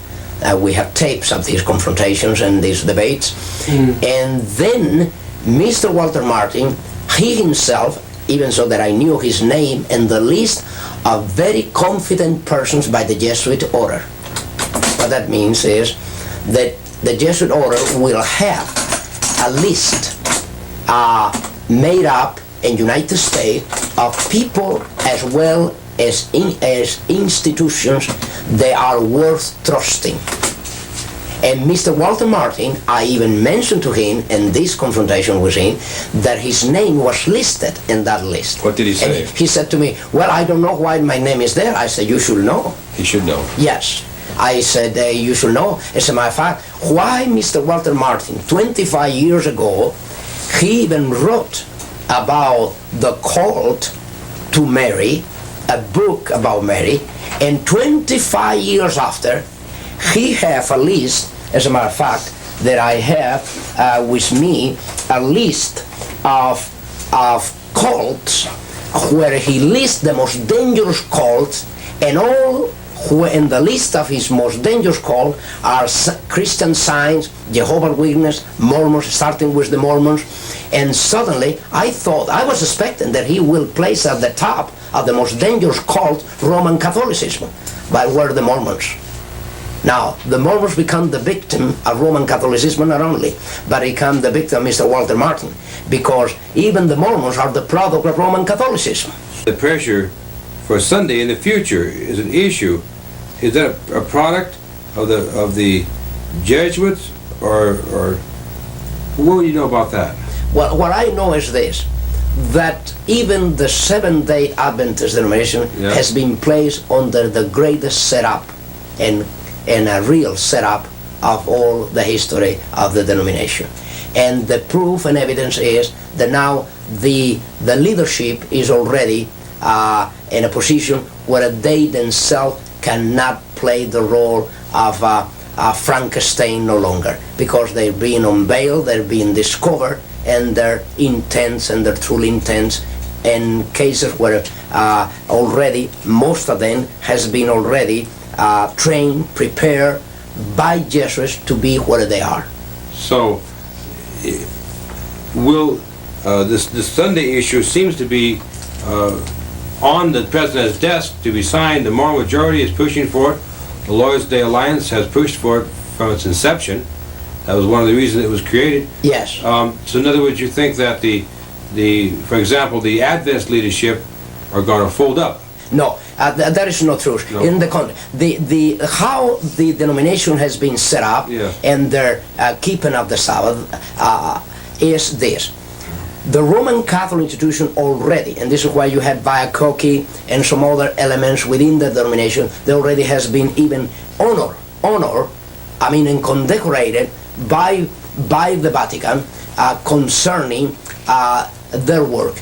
And actually, the Roman Catholic institution is preparing the greatest surprise of them all, because it's not going to be even Sunday that they are going to be after. It's going to be Saturday, and you will see why. The reason of this is when already Catholicism already came about with the idea during the Vatican Council II that a Roman Catholic Mass that was only to be performed on Sundays, as to be the only valid Mass for Roman Catholic. Even if they go any other day, Saturday, Friday, there was no valid a Mass for their obligations. Now, during the Vatican Council, the second session, suddenly the whole picture changed, and you know what for. The whole picture changed and said, now Saturday Mass is considered to be valid Mass as Sunday Mass. But that means not only that, more than that, Saturday Mass can replace Sunday Mass. But it's the Protestants, Yes. not the Jesuits that appear to be pushing for the Sunday, for national Sunday law. Yes, actually, this is to trigger a reaction to really make use for a cover-up. The issue here is not even Saturday, is not even Sunday. The issue here, whether it's Saturday or Sunday, the issue here is the person of the Antichrist. You see, in matters of days, right now, the conflict is being utilized, the struggle between Saturday and Sunday is being utilized more for the benefit of Roman Catholicism than even for the benefit of the Christian Church. And that is how it has been exploited, to the point that already the Vatican approved, listen to this, approved the publication officially of Vatican, see, and dealing with from his book called From Saturday to Sunday. Now, if the Vatican go as far as approving a publication as such, what do you think that is happening? Do you see the point here? Yeah. If the Vatican goes as far, telling an official, a member of the denominational body of the Seventh Day Adventism, I am the author of this book, I'm telling you that you have changed Saturday to Sunday, that you, as a Roman Catholic, you were the one that changed it. I mean, openly say that there you did this, and the Cardinal Seren comes and say, oh yes, we agree, we did this, we agree. Now, what are they trying to gain by doing this, by accepting this? What they are trying to gain? They are trying to gain the sympathy, they are trying to gain the life, and they are trying to gain the entire denomination as they have gained the Pentecostal, as they have gained the Protestants through different other issues. Nevertheless, they touch every other issue except the real issue. Through any other issues, like the tongues business, the charismatic gift, you see, they are dealing with their things where nobody can see what is behind. In other words, they cannot openly see any evil because you will see the Vatican as a good, in a good position, a renewal position, say, yes, we recognize that we did wrong, we changed from Saturday to Sunday, and we admit this, and we're going to do something about it. The Vatican Council did it. You see, we are going to incorporate now officially the Mass on the day of Sabbath. You see? Because the Bible's clear. Oh yes, when they go that far, you can see one thing for sure. Now there is, in this issue, in my own personal belief of the Scripture, you do not see that the issue in prophecy is one day or the other. The issue in prophecy is more than a day. Is more than a day. The issue in prophecy is who and where is the Antichrist now. Once that the person perceives the reality and the manifestation of this prophecy, they'll know the rest according to the Scripture. But when a person is blind to the reality of who the Pope is, and the Pope is granting every favor to every other denomination, they'll believe that the Pope is not such a bad guy at all, after all. The whole thing is that they don't care what happens to people. Or who wins, as long as they come out. As long as they're out on top. Yeah. And they see to it that they're on top, or it don't begin, or they put an end to it. Now they have in a short while past said that there's too many of these proselyting people from South America. in the Catholic Church. And there's too many people leaving the Catholic Church, and we've got to do something to stop it. And we're going to do something to stop it. And they've worked and told their priests to that extent. And that comes straight from the Vatican. Now, who is the proselyters? The main proselyters of Seventh Day Adventists. Every week there's 10 to 11 and 12 churches being raised up. There are over 100 churches out of Catholicism in South America. The same thing in the countries above that. And they said, we've got a plan on doing something about this, and we're going to do it. There's more opposition for it in the church than out of the church. Well, And I'm wondering if there's a certain amount of activity or infiltration in the church that would try to hold these things down from within. well, there could be infiltration in the church without any question. But you can't say there is or there isn't until you know what you're talking about. They're wise as serpents and harmless as doves.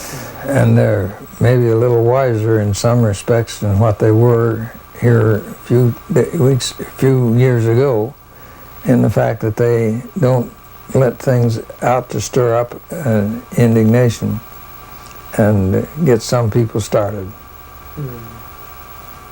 But there always is somewhere, somehow, Gathering information. gathering information. There isn't a time when that won't happen. If you want to do some homework throughout the news media, you will find something. As a matter of fact, not only throughout the news media, but you will find something very interesting even throughout film industry.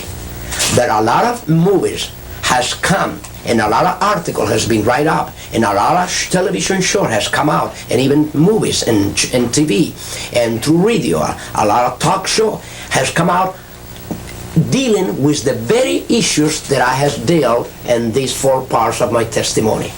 They did not this before. Before 1979, over all these issues, everybody was quiet.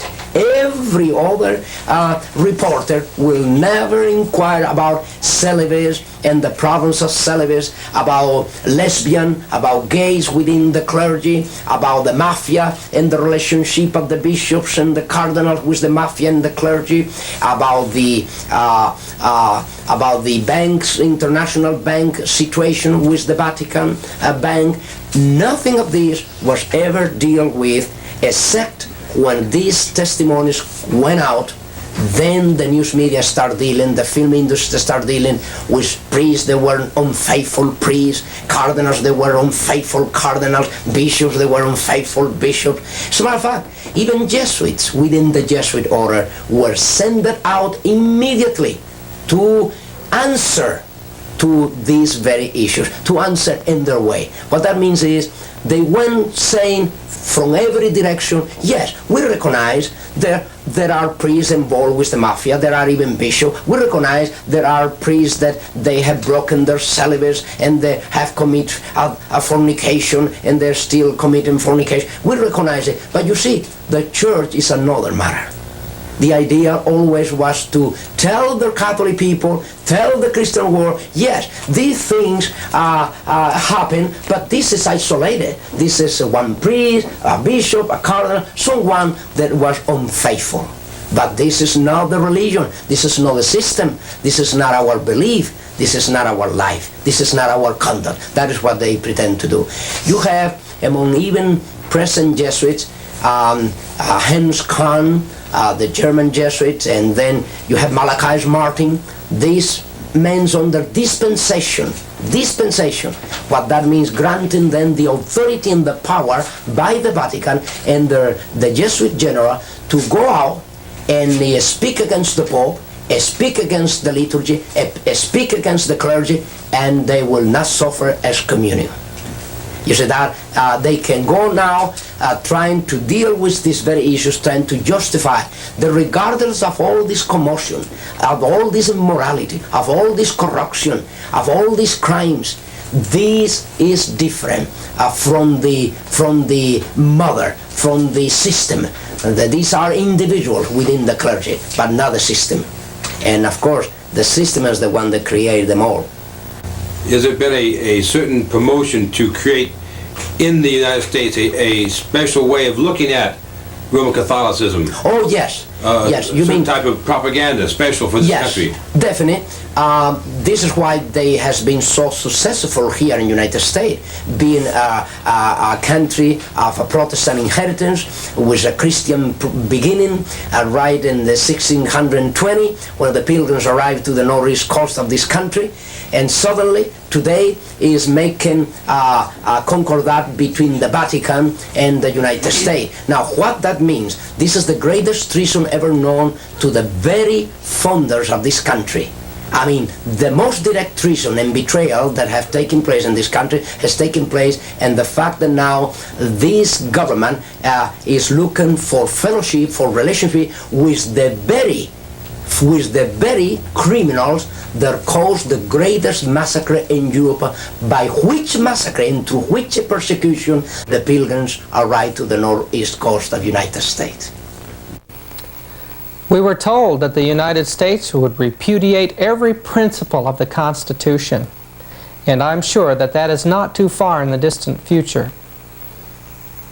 You know, an integral part of the papal policy was an organization called the Inquisition during the Middle Ages. It began in the 12th century under Innocent III, which was the most powerful of all the popes of that time period. The purpose of the Inquisition was to seek out heresy and stop it, but it used some very unorthodox methods. One of those methods was to force certain confessions out of Christians or others, and with those confessions use them to form public opinion, to raise crusades, to destroy the primitive Christian church. Crusades went out that destroyed people by the millions. We'll not know how many until the Judgment Day. But the Inquisition, the Catholic Church said, well, yes, there was an Inquisition, yes, we destroyed people, but it was part of the barbarity of the times. Others did it too. But of course, she claims that she's changed today, and Protestants are believing her. But you know, the Inquisition still exists, and it's actively being carried out. Beneath many of her large churches today are instruments of torture. I want you to listen to the testimony of Dr. Rivera as he begins to share with us about the Inquisition today. In your training and in your life as a Jesuit priest for many years, did you ever come to the point that you were required to destroy human life? Definite.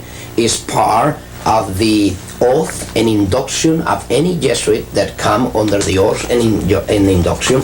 And perhaps you care to know that I have revealed a great deal of this in this booklet after Alberto came out, the first part of my testimony, dealing with my minor seminar and major seminar as we went through these questions.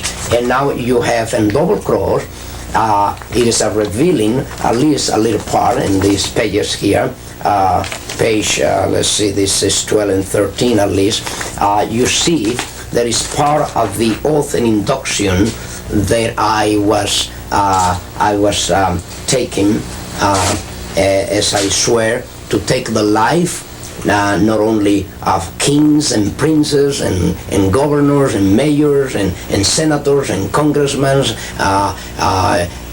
but even my mother or father or brother or sister, whosoever, come to be between the interests of the Roman Catholic system and the interests that they pursued. What that means is, if a president of a nation is there to interfere with the interests of the Roman Catholic institution and their pursuit of power, they will be crushed. They'll actually, we were granted, I was granted that authority, that power, to exercise that authority, that power. That when any individual, whether he is a child, whether he is a woman, whether he is an elder man, whether he is a boy, whether he is a girl, whether it's a king or a queen, regardless of who the person is, when that person, that city, that nation, this country oppose to the goals of the Roman Catholic institution and interfere with that already called for disaster. What would you say has happened to the Inquisition? You know, right now we don't see inquisitional tribunals, but we know that the goal of the church is still the same, and the engine of the Inquisition was set up all over the world. What's happened to that particular department of the church? It's still in force in one way or another. He said to this fellow, if you weren't a Catholic, what would you be? He says, the big Monsignor Segura said to him, if I wasn't a Catholic, I'd be a Seventh Day Adventist. And he says, Charlie, if I could get out of being a Catholic, I'd be a Seventh Day Adventist tomorrow. Is that right? And he said, Charlie, he says, I advise you, if you can, to be a Seventh Day Adventist and join them. And then just a short while after that, it was the time when in the spring they have Good Friday and they don't eat certain things and meat on certain days. And they were having to go way out in the morning early and leave to their work. And so they had a special concession of the Chinese cafeteria that he was in, or restaurant, that he would come down at 4 o'clock in the morning and fix their lunch and give them what they wanted to eat. And Charlie Hibbard says to him, why don't you order yourself up a good beefsteak like I do? You know there's nothing to that. He says, well, he said, I mind to, I will. And while he was ordering up the beefsteak, he says, I don't know, I feel funny about this. And he went ahead and they ate the beefsteak, and he had his half gone when 3 big dignitaries of the Catholic Church marched in to find him and tell him about some of the work that he had to do. And when they left, Charlie Hibbard looked at him and he said to Charlie Hibbard, you don't know what this means to me. He says, I'll catch hell for this.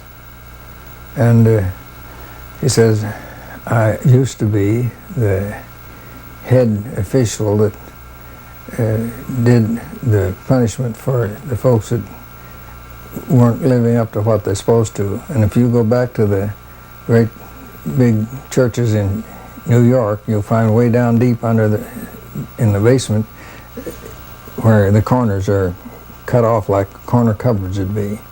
And I was the one that took the people that was sentenced and changed them in that corner, brought 1 brick and 1 trowel of mortar each day, and their meal until there was 1 opening for 1 brick. And I put in the last brick and the last trowel of mortar.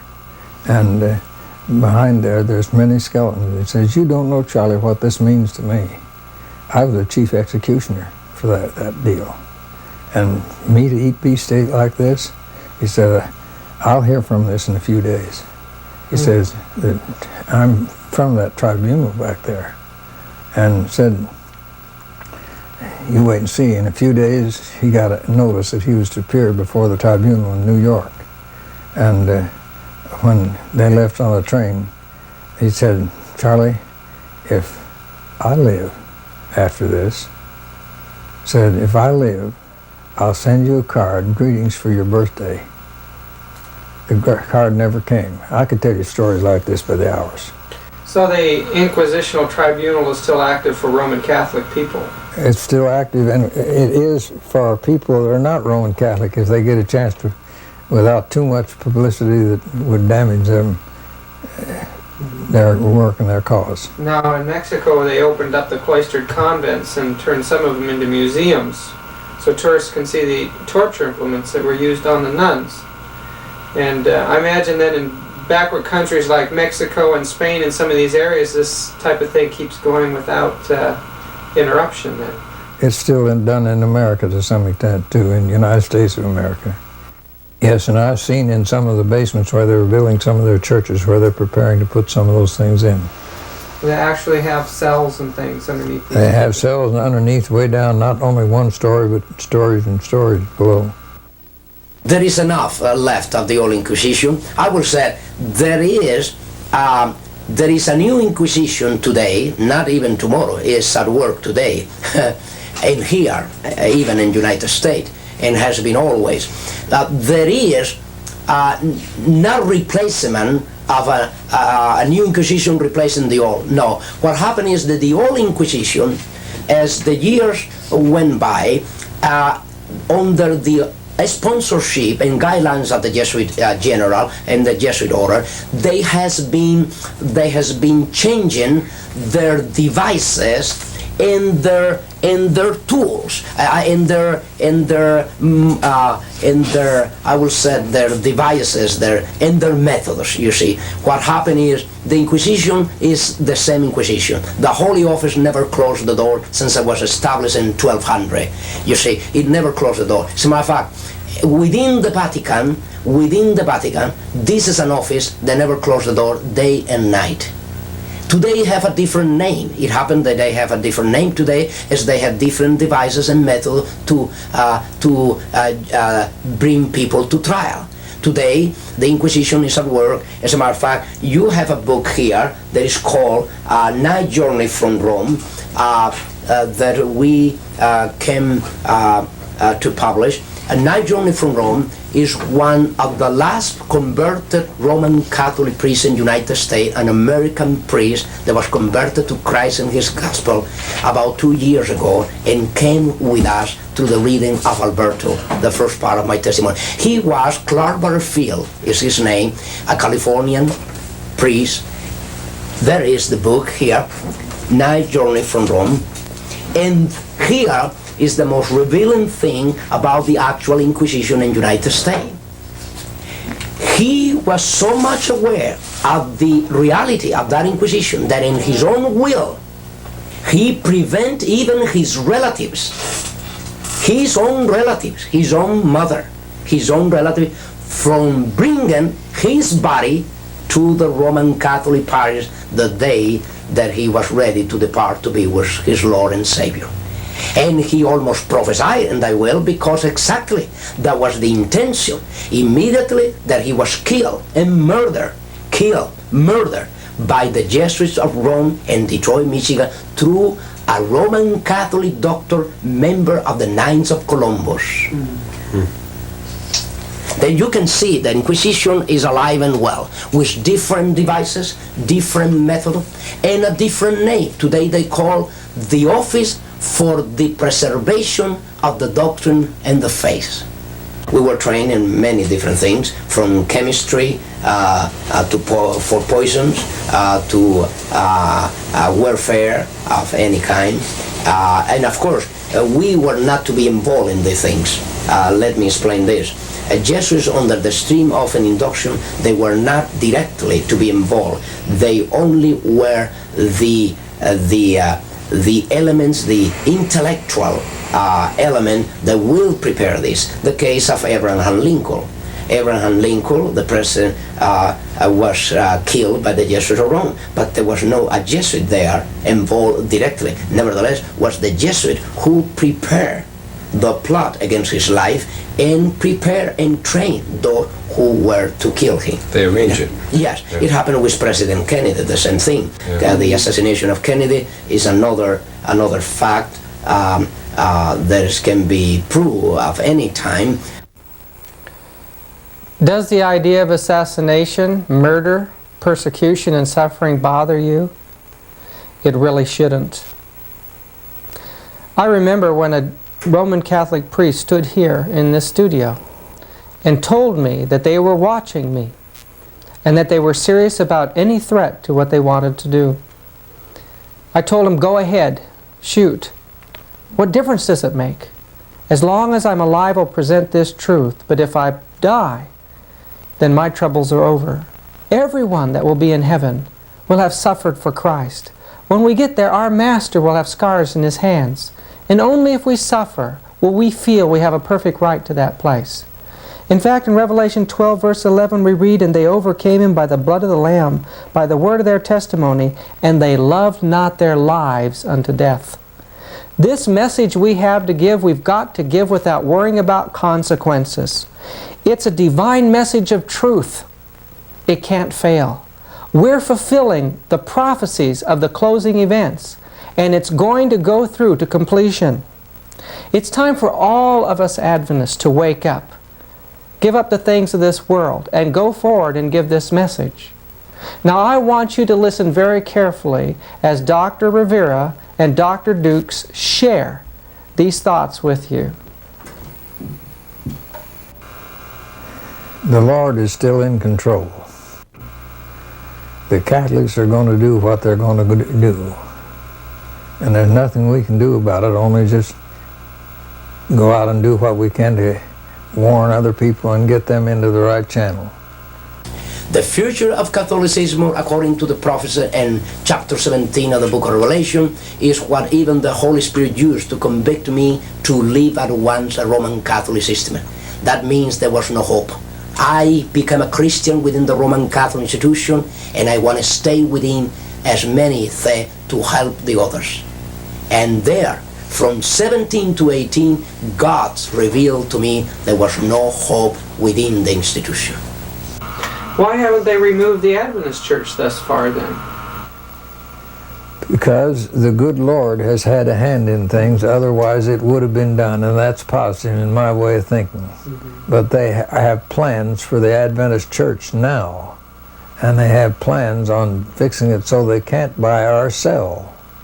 The best advice is based for Roman Catholic is to come out of her. That is God's decrees. Come out of her, my people. For Christians is what the book of Ephesians chapter 5 relate. It said clearly, do not have fellowship with the fruitful works of darkness. What fellowship? Rebuke them. That is the position of a Christian, and that is called by the Holy Spirit. I will say these are the two most urgent message to be communicated to the Roman Catholics, to come out of her, to the Christian, keep out of her, keep out of their fellowship. There is no fellowship that light with darkness. The seventh day is a Sabbath, and that God still reigns, and no matter what happens, no matter what the Catholic Church does, no matter what the Jesuits does or what their plans are, God's behind the scenes and He's with us. We have nothing to fear. Nothing to fear. Do you believe there is Christians among the Roman Catholics? There are any Christians? And the person said, yes, there are Christians. Oh, I know. My own mother, my own father, you'll see. They don't believe in all these things. They just go there to witness about Christ. But they are truly Christians. You see the point here. They will say, she was not a Christian church, she's not a Christian church, she will not be, but they come and tell you there are Christians within the Roman Catholic institution. That is impossible. A person when is convicted under the Holy Spirit, being a Roman Catholic, the first thing that the person felt and know that she or he must do is to leave Roman Catholicism, because Roman Catholicism live first from then, and then they leave after. You see, even a person that leave Roman Catholicism without being a Christian, Roman Catholicism is still with the person. What that means is they can leave the physical system, but Roman Catholicism is still with the person. Only Christ can eradicate from the root Roman Catholicism from the heart of a person. It's amazing to hear these messages coming from someone who's not even a Seventh Day Adventist. But we're told that the majority of those that will give this message will come out of the Catholic and the Protestant churches during the loud cry in the latter rain. In fact, very, very few that now profess the truth will press their way through the narrow way that leads to life eternal and be saved at last. Brethren, I don't want any of you to be lost. The message we have is just too important right now. There are those that are arising in our church today which are undermining our historical position on prophecy and trying to get our people to join in a more ecumenical posture with the churches of this world. While on the other side, on the conservative side of things, there are those who are rising up and trying to take our historical prophecies and reapply them into the future, weakening the historical message of Adventism. It's time for Adventists everywhere to begin to restudy out the messages that made us the people that we are, and to present those messages with power before the world, under the power of the Holy Spirit. Friends, it's time that the Sabbath be presented to the world more fully. We have gathered here in our studio pictures and film from every corner of the globe showing that the Sabbath was kept in every country right down through the centuries. We've been able to show that in the early centuries that the Sabbath was kept by all the Christian churches but Rome and Alexandria. This message needs to go out, and we need your help, and we need your prayers. We can't do it alone. We need all Adventists everywhere to help us. Would you please have prayer with me as we close? Dear Lord in heaven, now as we face the last years in the great drama, we pray that you will move upon the hearts of Adventists everywhere to raise up workers to finish this work. Move upon the hearts of those who see this program to set aside this world and prepare for the coming of Jesus. In Jesus' name, amen.